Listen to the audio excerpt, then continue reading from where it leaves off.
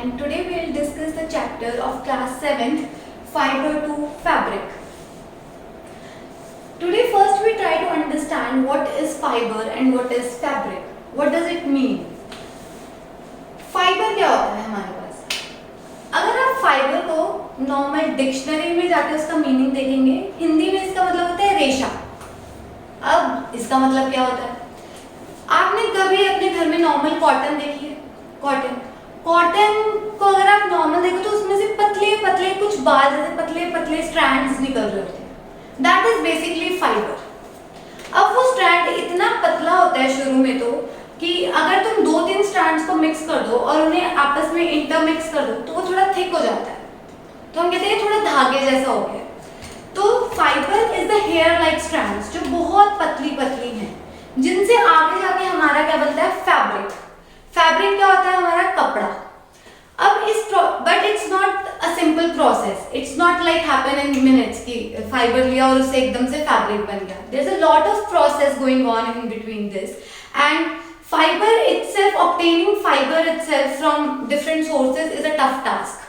So first we'll discuss what is fiber.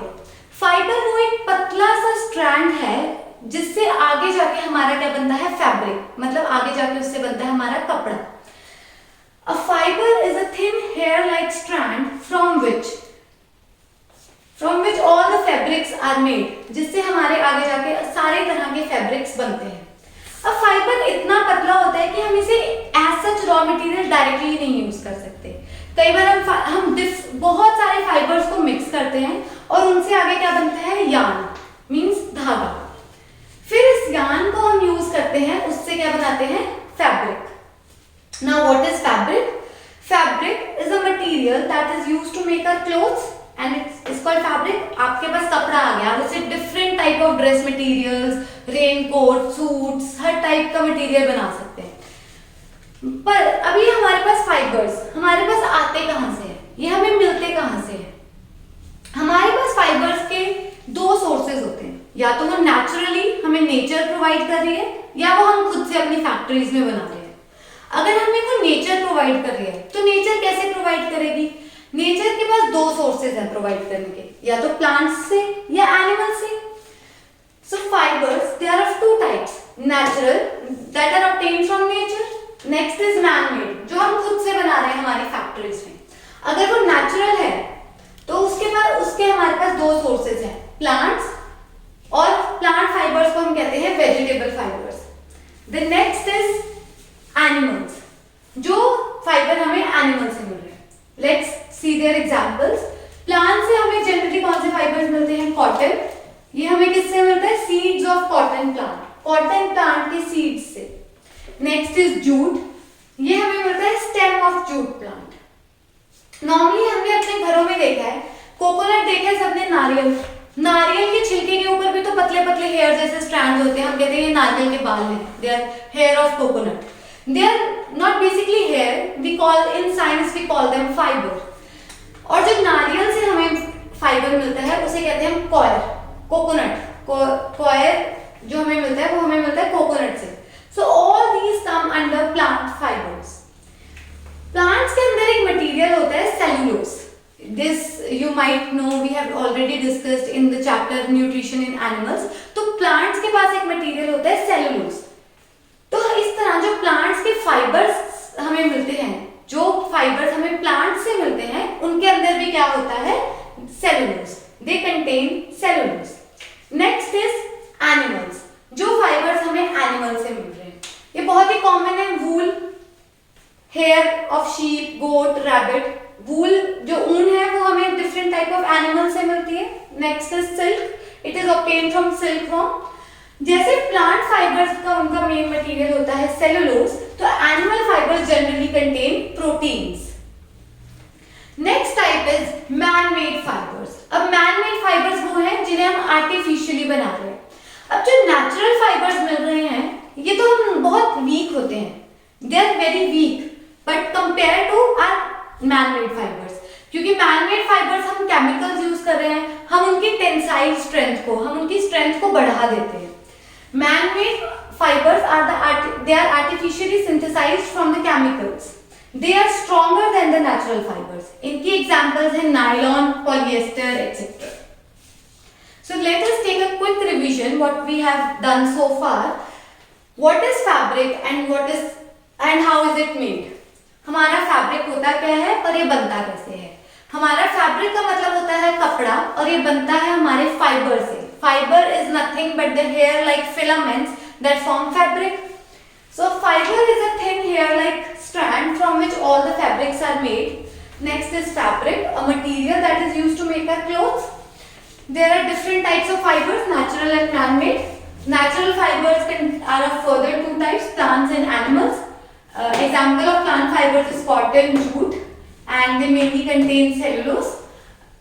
Example of animal fibers is wool, silk, and they mainly contain proteins. Man-made fibers, they are artificially synthesized from the chemicals, and they are comparatively stronger. And their example is nylon and polyester. As we discussed earlier, जो हमारे पास fibres हैं वो अलग अलग types के हैं और अलग अलग सोर्सेज से हमें मिल रहे हैं। In this chapter we mainly focus on the animal fibres. अब एनिमल फाइबर्स हमारे पास थे silk, wool. So firstly we will take up the silk. Silk कौन सा फाइबर होता है? जनरली हम घर में हमने अपनी मम्मी से सुना होता है सिल्क के suit, silk saris, they are very fond of them. Because जो सिल्क जो फाइबर है ये बहुत ही फाइन फाइबर है, ये बहुत ही लस्ट्रस है, शाइनी है और स्ट्रॉन्ग है। इनफैक्ट सिल्क को तो हम क्वीन ऑफ फाइबर्स कहते हैं और ये सबसे पहले चाइनीज लोगों ने बनाना शुरू किया था। So we'll see how we can obtain the silk from the silk worm. और जो हमें सिल्क है ये तो हमें पहले पढ़ा था कि हमें सिल्क वॉर्म से मिलता है, एंड वील स्टडी कि हम सिल्क वॉर्म से सिल्क कैसे लेते हैं और सिल्क वॉर्म का लाइफ साइकिल क्या होता है जब वो सिल्क प्रोड्यूस करता है। So silk is also called as queen of fibres. It was initially used by Chinese to define what is silk. Silk is a soft, strong, lustrous fiber which is obtained from silkworm. अब ये silk की production, the cultivation and production of silk, silkworm की cultivation और उससे silk लेने से, उससे silk लेना, इस पूरी process को हम कहते हैं sericulture. अब हम पढ़ेंगे life cycle of silk moth. silkworm का life cycle क्या होता है? लाइफ साइकिल जो सिल्क मॉथ का होता है वो जनरली 2 months का होता है। It's not very long, it's for 2 months, but with in these months ये इट हैज 4 stages। इसकी पूरी लाइफ साइकिल में होती है 4 stages। कौन कौन सी?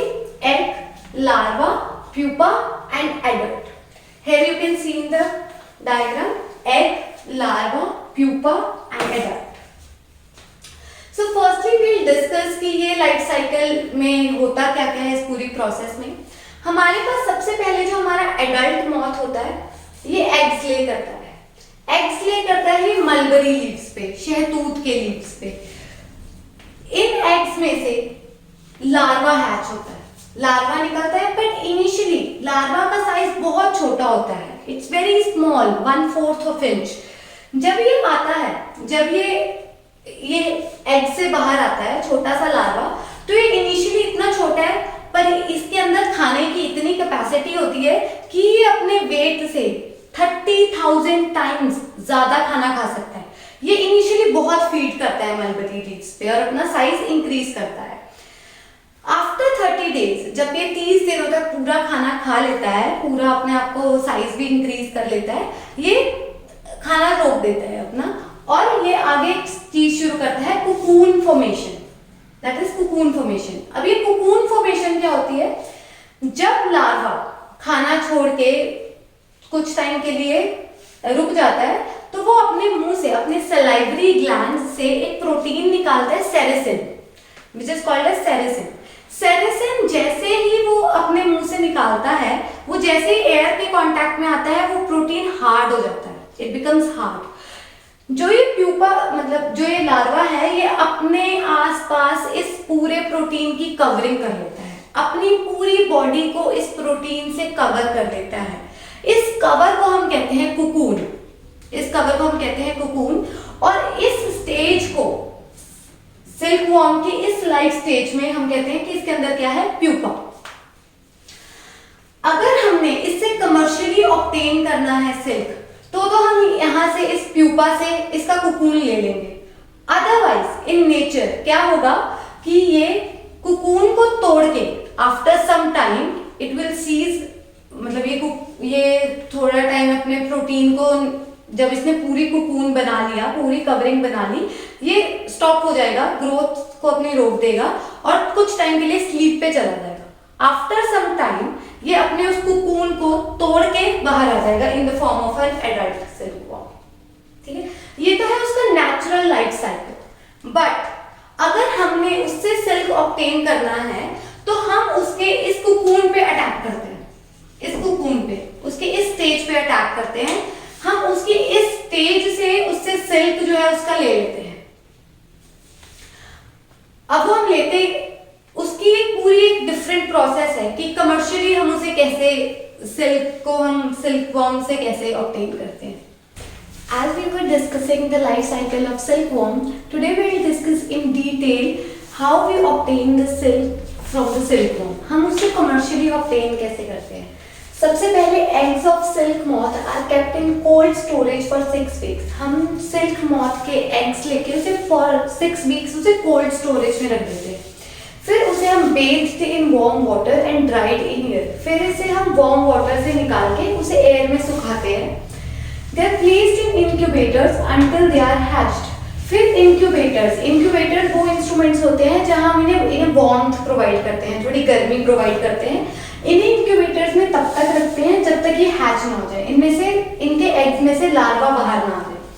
फिर कुछ टाइम के बाद इनमें से tiny white worm 1/4 of inch is hatched. I earlier explained कि जो लार्वा है हमारा वो बहुत छोटा है, 1/4 of inch, वो उसमें से हैच हो जाता है। फिर हम इस लार्वा को बैम्बू ट्रेस के ऊपर, बांस के पेड़ के ऊपर बैम्बू ट्रेस के ऊपर रख के उसे मलबरी लीव्स से कवर कर देते हैं, and covered with mulberry leaves. I told you कि जो ये हमारा वॉर्म है ये बहुत ज्यादा इसकी कैपेसिटी है खाने की, ये 30,000 टाइम्स अपने वेट से ज्यादा खा सकता है। तो इसे जब हम मलबरी लीव्स से कवर कर देते हैं, ये मलबरी लीव्स को खाना शुरू कर देता है और अपना साइज इंक्रीज कर देता है।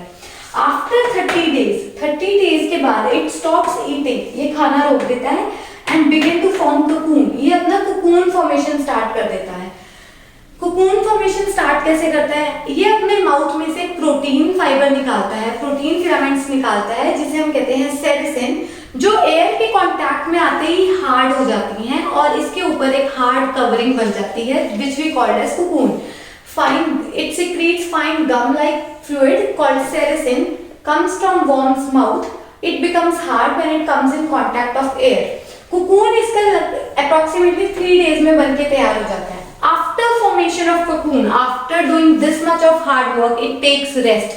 It sleeps for almost 15 days. हम humans यहाँ पर इस स्टेज पर इसे अटैक करते हैं।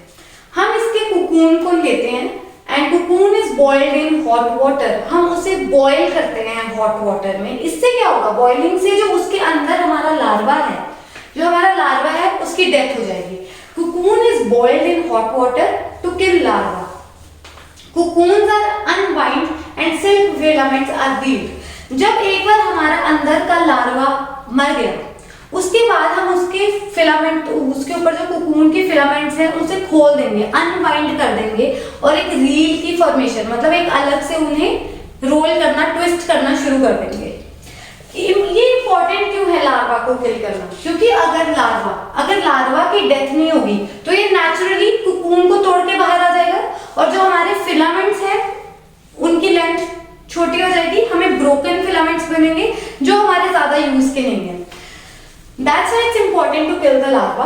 And once cocoons are unwind means उन्हें खोलकर हमने उन्हें अलग से ट्विस्ट करके रील कर दिया। The silk filaments are reeled. ये ट्विस्टिंग क्या करते हैं? ट्विस्टिंग इनकी स्ट्रेंथ को इंक्रीज करती है। Twisting increases their strength and form yarn, वो उसे धागों में कन्वर्ट कर देती है।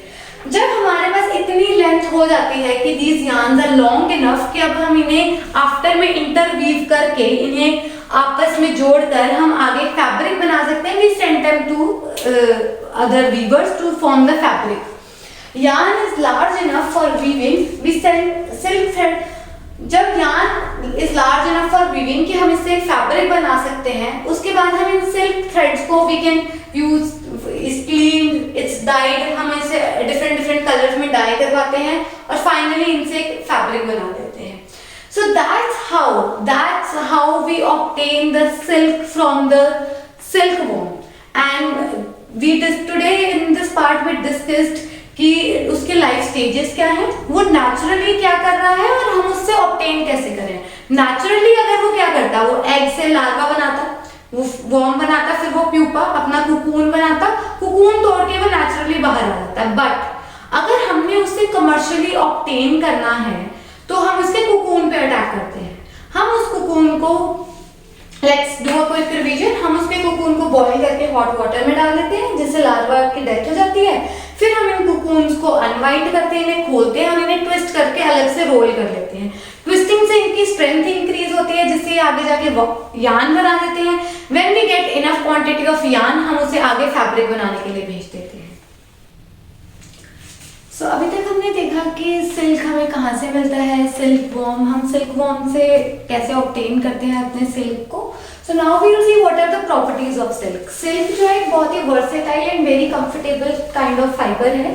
मतलब वर्सेटाइल है, इससे डिफरेंट डिफरेंट टाइप के प्रोडक्ट्स बन जाते हैं, ये बहुत ही कंफर्टेबल है, इसे हम इजीली कोई भी कलर में डाई कर लेते हैं, ये अपनी शेप को रिटेन करके रखता है, ये बहुत ही स्मूथ है, ये in fact it is the strongest natural fibre. ये नेचुरल फाइबर बहुत स्ट्रॉन्ग है, लस्ट्रस है, ये शाइनी है। Normally we have seen silk suits and silk saris, वो बहुत ही शाइनी होती है, तो that's why silk is in very demand. So इसके यूजेस क्या हैं, ये saris, scarf, pant, sofa covers, cushion covers, ये सब चीजें बनाने में हेल्प करता है। सिर्फ हमारे क्लोथिंग आइटम्स नहीं, ये मेडिकल फील्ड में भी यूज होता है, सूचर्स वगैरह, हमारे जो स्टिचेस वगैरह लगते हैं उसमें भी ये यूज होता है। ये तो प्रॉपर्टीज और यूजेस तो हमने देख लिए, but there are some serious health hazards that are associated with the silk production. जो लोग वहां पर काम कर रहे हैं उनकी हेल्थ को क्या क्या नुकसान होता है वहां पर काम करने से, we will see that. Handling of dead worms leads to illness. Dead worms को वो अपने बेयर हैंड से, अपने नॉर्मल हाथों से वो हैंडल करते हैं, it leads to severe infection and illness. Second, workers dip their bare hands in boiling water to check the loosened fibers, causing blisters and injuries. जब workers cocoon को गर्म पानी में डालते हैं, after that they have to check whether the fibers जो वो lose हो चुके हैं या नहीं हो चुके. For that they have to dip their bare hands in the boiled water. It leads to blisters. वो उनके हाथों में छाले हो जाते हैं उसके कारण और काफी injuries हो जाती हैं. ये जॉब्स में, ऐसी जॉब्स में उन्हें काफी टाइम तक खड़ा रहना पड़ता है और उन्हें बहुत ही फोकस्ड होकर काम करना पड़ता है. It leads to severe back aches, spine problems बहुत हो जाती हैं क्योंकि ऐसे इंडस्ट्रीज में बहुत हैवी मशीनरी चल रही होती है, तो इनके कारण उन्हें हियरिंग प्रॉब्लम भी हो जाती है. It can lead to hearing problems and respiratory problems like asthma and bronchitis. क्योंकि ये ऐसी इंडस्ट्रीज में वेंटिलेशन बहुत अच्छा नहीं होता है, ये बहुत ही डैम्प एरियाज में होती है and the ventilation is not so good. That's why it leads to respiratory problems like asthma and bronchitis. So with this we have wrap up the silk fiber. Initially we learned from where we obtain the silk, how we obtain the silk, what are the properties of silk, what are the uses of silk and what are the health hazards related to the silk industry. अब तक हमने एक animal fibre को discuss किया, that is silk. कि silk हमें क्या, कहाँ से मिलता है, कैसे हम इसे सिल्क वॉर्म से ऑब्टेन करते हैं, उसकी प्रॉपर्टीज क्या हैं और उसके साथ जुड़े हैजार्डियस इफेक्ट्स क्या हैं. Now we will take up another animal fibre which is called as wool. Wool क्या होता है? वूल नॉर्मली जिसे हम आम भाषा में ऊन बोलते हैं, ये हम जनरली विंटर सीजन में डालते हैं. वूल हमें एनिमल से मिलता है. इट्स कॉमन थिंग, हम बचपन से पढ़ते आ रहे हैं कि शीप, एनिमल्स, इन सब एनिमल से हमें वूल मिलता है. तो वूल जो है ये हमें एनिमल से तो मिलता है और ये जनरली हम विंटर सीजन में डालते हैं. हम इसे विंटर सीजन में ही क्यों डालते हैं? क्योंकि जो वूल के जो फाइबर्स होते हैं उनके अंदर होती हैं स्पेसेस. वो उन स्पेसेस में एयर को पकड़ के रख लेते हैं and we know air is a poor conductor of heat. Air अपने अंदर से हीट को पास होने नहीं देती, इसलिए वूल फाइबर्स हमारी बॉडी को वार्म रखने में हेल्प करते हैं. इसलिए हम इन्हें जनरली विंटर्स में डालते हैं. Let us see what is wool. Wool is a fiber which is derived from hair of animals like sheep, rabbit, yak. Wool is the fleece. hair. Wool is the fleece covering entire skin of animal. वो वूल हमें hair से मिलती है जो animal की entirely body को cover करके रखते हैं। Wool holds a lot of air. Wool अपने अंदर एयर को रोक के रख लेती है। Air is a poor conductor of heat, thus in this way they help to keep our body warm. Australia, China, New Zealand are the countries that are the commercial producers of wool. Now how wool is produced? wool की हम production कैसे करते हैं, इसके अलग अलग steps होते हैं। So we take the steps one by one. First step is shearing. First step shearing का क्या होता है? पहला स्टेप क्या होगा? बॉडी से वूल को उतारना। Fleece of sheep. Fleece is the hair of sheep is removed from the body. The process is called shearing. इस प्रोसेस को कहते हैं शेयरिंग। उसकी बॉडी से हेयर उतारने की प्रोसेस को कहते हैं हम शेयरिंग। इसके लिए हम स्पेशल इंस्ट्रूमेंट्स यूज करते हैं, क्लिपर्स, जिनके आगे एक ब्लेड लगा होता है, तो वो हमें उसके बॉडी से हेयर को रिमूव करने में हेल्प करते हैं। Removed by using clippers which are also called as blade shears. Next step is grading. अब हमारी ये तो नॉर्मल सी चीज है कि जो हमारी बॉडी के हेयर हैं ये अलग अलग साइज के होते हैं। अब ये जो अलग अलग साइज के हेयर हैं, ऐसे ही शीप की बॉडी के साइज जो हेयर हैं वो अलग अलग साइज के हैं, तो हम उन हेयर को उनके साइज के अकॉर्डिंग अलग अलग पाइल्स में इकट्ठा, मतलब अलग अलग सॉर्ट कर लेते हैं। This step is known as grading. इसमें हम क्या करते हैं कि fleece from the same sheep may be different from different parts of body. जो उसकी बॉडी के हेयर हैं वो डिफरेंट पार्ट्स के डिफरेंट हैं, उन्हें हम सॉर्ट आउट कर लेते हैं in different piles of similar nature. हम उसकी बॉडी के जो हेयर हैं उन्हें सेपरेट पाइल्स में अरेंज कर देते हैं उनके सिमिलर नेचर के हिसाब से। फिर हम जो हमने ये पाइल्स लगा ली हैं उन्हें हम वॉश करते हैं। Third step is washing. इसमें शेयर्ड स्किन को वॉश किया जाता है। वॉशिंग हम करते हैं सोप्स और डिटर्जेंट के साथ, ताकि उनकी बॉडी से जो उनके कुछ डर्ट पार्टिकल्स हैं, ऑयल है, ग्रीस है, वो रिमूव कर सके। To remove the dirt, dust, grease. Next is carding. Carding में क्या होता है, जो हमने ऊपर वूल को वॉश किया था उसे हम ड्राई कर लेते हैं। अब ड्राई करने के बाद हम देखते हैं कि वो वूल है वो काफी उलझी हुई है, वो टैंगल्ड है, उसे हम सुलझाते हैं, उसे डिसइंटैंगल्ड करते हैं। सो कार्डिंग, ड्राइड वूल इज डिसइंटैंगल्ड। उसे डिसइंटैंगल मतलब सुलझाया जाता है। डिसइंटैंगल्ड फाइबर्स को, इस सुलझे हुए फाइबर्स को हम एक रोलर में से पास करते हैं। वो रोलर में से पास करने के बाद हमारे पास क्या ऑब्टेन होता है, वूल की शीट्स बन के आ जाती हैं, फाइन शीट्स, जिसे हम कहते हैं web. Dried wool is disentangled. Disentangled fibres are passed through rollers to arrange wool into flat sheets, जिसे हम कहते हैं web, called web. Spinning, last step है स्पिनिंग। इसमें हम वेब को पास करते हैं स्पिनिंग मशीन से, जिससे वो किसमें कन्वर्ट हो जाता है, यार्न में। यार्न हम या तो उसे बंडल्स बना के मार्केट में ऐसे सेल करने के लिए यूज कर सकते हैं। निटिंग यार्न हम नॉर्मली मार्केट में से ले सकते हैं, या इनसे हम अपनी क्लोथिंग, स्वेटर्स वगैरह बना सकते हैं। So that's how we obtain the wool, and let's do a quick revision. So what is wool? It is a fiber obtained from hair of animals. कौन से animals? जैसे sheep, rabbit, yak. Wool is the fleece covering entire skin of animal. ये वो hair हैं जो animal body को entirely cover करके रखते हैं। ये हमारी body को warm रखने में help करते हैं, क्योंकि ये air को trap कर लेते हैं।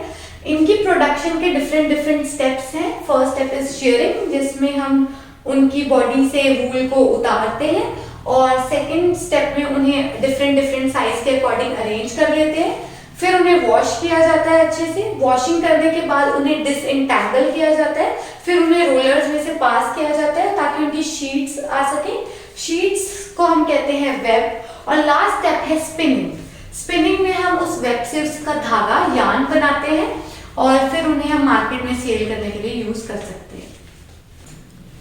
So, अब तक हमने देखा कि वूल क्या होती है और हम वूल की प्रोडक्शन कैसे होती है, उसके डिफरेंट स्टेप्स क्या हैं। Now we will see what are the properties of wool. ये एब्जॉर्ब कर लेती है मॉइस्चर को, it can absorb the moisture, it is resistant to wear and tear. ये जल्दी वी हैव नॉर्मली सीन कि हमारे जो वुलन क्लोथ्स हैं वो काफी लॉन्ग लास्टिंग होते हैं, वो जल्दी फटते नहीं है। So it is resistant to wear and tear, ये जल्दी जल्दी फटते नहीं हैं। They do not wrinkle easily, उनमें तो रिंकल्स आते ही नहीं है, मतलब इट्स वेरी लेस चांसेस कि हमारे वुलन क्लोथ्स में रिंकल्स आए। Next is they insulates against heat and cold, ये हमारी बॉडी को इंसुलेट मतलब वार्म करके रखते हैं हीट एंड कोल्ड से। इसका रीजन हमने चेक किया था क्योंकि ये एयर को ट्रैप कर लेते हैं। तो इनके यूजेस किस में है, ये क्लोथिंग में हेल्प करते हैं, ये हमारे कारपेट्स बनाने में हेल्प करते हैं, कारपेटिंग। इनफैक्ट जो बहुत ही फाइन वूल है, क्योंकि ये हमारी बॉडी को जो है वार्म करके रखती है, और ऐसे मतलब जब कोई हमें वार्म प्रोवाइड कर रहा है वी डोंट फील सफोकेटेड, कि वूल की क्वालिटी है कि हमारी बॉडी को वूल जो है वो हमारी बॉडी को वार्मथ तो दे रही है बट ये हमारी बॉडी को सफोकेट नहीं कर रही है। So due to this property fine wool can also be use to make athletics attire, ये एथलेटिक्स के अटायर, एथलेटिक्स के आउटफिट बनाने में भी हम वूल को कई बार यूज करते हैं। बट सिमिलरली कि जहाँ पर इतने फायदे हैं, there are some health hazards associated with the wool production. Allergic reactions with exposure to wool fibres, sometimes some workers को एलर्जिक रिएक्शंस हो जाते हैं वूल शीट से, या उनकी बॉडी पे कई बार कुछ बैक्टीरियाज लगे होते हैं जिनसे हमारी बॉडी को कोई डिजीज हो सकता है। So allergic reactions with exposure to wool fibres. Next respiratory disorders like asthma, because ऐसी इंडस्ट्रीज में ज़्यादा तो वेंटिलेशन और प्रॉपर लाइटिंग और वेंटिलेशन का ध्यान नहीं रखा जाता, इसलिए उन्हें काफ़ी लंग्स और रेस्पिरेशन के डिसऑर्डर्स हो जाते हैं, one of this asthma. Third is exposure to chemicals cause skin allergies, क्योंकि हमें इनकी वॉशिंग में हम डिफरेंट केमिकल्स डिटर्जेंट्स वगैरह यूज करते हैं तो उससे स्किन एलर्जीज के होने के चांसेस रहते हैं। Risk of getting infected to bacterium anthrax that causes fatal blood disease, हमारे पास बैक्टीरिया अगर हमारे बाई चांस वूल में कोई बैक्टीरियाज रह गए हैं या हमारी जो शीट थी वो इन्फेक्टेड थी बैक्टीरिया से, तो उससे हमें एक डिजीज हो जाता है एंथ्रैक्स, जो एक फैटल डिजीज है जो डेथ कॉज कर सकता है। इसे जनरल लैंग्वेज में सॉटर्स डिजीज भी कहा जाता है। इनफैक्ट जो अब इतने बड़े बड़े वूल, एक सिल्क वॉर्म को हैंडल करना कंपैरेटिवली इजी है क्योंकि ये इनका साइज, इन एनिमल्स का साइज ही इतना बड़ा है और इनके हॉर्न्स हैं, तो इनकी हैंडलिंग में भी कई बार हमें इंजरीज होने के चांसेस रहते हैं। इनफैक्ट जो मेल शीप है उनके हॉर्न्स के साथ हैंडल करना, कई बार वो वर्कर्स पे अटैक कर देते हैं तो उनसे उन्हें इंजरीज हो सकती हैं। Handling can cause muscular injuries, उन्हें मस्कुलर पेन हो सकता है उनकी बॉडी को हैंडल करते हुए। So these are some properties, uses and health hazards associated with the wool. Let's do a quick revision. What are the properties? They can absorb moisture, resistant to wear and tear, do not wrinkle, insulate our body. What are the uses? They help to make clothes and they also help to make the athletics attire. And what are the health hazards? They can lead to different type of allergies, skin reactions, and one of the deadly diseases anthrax, and they can also lead to some of the muscular injuries and muscular dysfunctions to the body. So let us wrap up the chapter, what we have studied in this whole chapter. In this chapter we have studied how we obtain the fibers. हमें जो हमारे clothing है उनका fibre कहाँ से मिल रहा है, उनके क्या क्या डिफरेंट टाइप्स हैं। इनिशियली वी स्टडीड कि उनके डिफरेंट सोर्सेज हैं, प्लांट्स हैं, एनिमल्स हैं, मैन मेड फाइबर्स हैं, but in this particular chapter we focused on the animal fibres. Animal fibres पे भी हमने दो फाइबर्स को बहुत अच्छे से डिस्कस किया, that is silk and wool. Firstly we discussed silk, कि सिल्क हमें सिल्क वॉर्म से कैसे मिल रहा है, वो कैसे हम उसके कोकून पर अटैक करते हैं, हम उसके कोकून से फिर सिल्क को ऑब्टेन करते हैं, सिल्क की प्रॉपर्टीज क्या क्या हैं, उसके यूजेस क्या क्या हैं और उसके साथ हेल्थ हज़ार्ड्स क्या क्या एसोसिएटेड हैं। Next we took up the wool and in wool we also discussed its properties, its uses, कि वूल हमें प्रोडक्शन कैसे हो रही है वूल की, उसके डिफरेंट स्टेप्स क्या हैं and what are the different health hazards associated with the wool.